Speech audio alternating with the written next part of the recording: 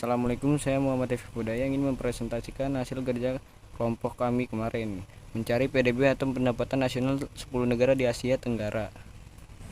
Negara dengan PDB tertinggi yaitu Singapura dengan PDB tahun 2019 USD 59,590.000, dan posisi terbawah dipegang oleh Myanmar yaitu dengan PDB tahun 2019 dengan USD 1390.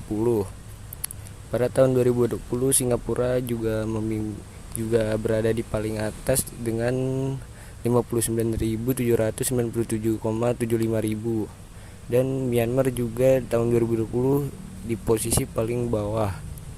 Negara dengan PDB tertinggi yaitu Singapura. Alasannya ialah Singapura mengandalkan sektor industri dan jasa sebagai kegiatan ekonomi utama serta sumber penghasilannya. Sumber daya manusia di Singapura termasuk unggul serta memiliki keterampilan. Dan Myanmar alasannya berada di paling bawah karena Myanmar lama dikuasai pemerintahan militer yang menyebabkan banyaknya korupsi dan pembangunan yang terhambat. 2. Bagaimana dampak perubahan PDB terhadap kegiatan ekonomi masyarakatnya? PDB yang meningkat akan menyebabkan pertumbuhan ekonomi seperti mempermudah kehidupan manusia, kesempatan kerja meningkat.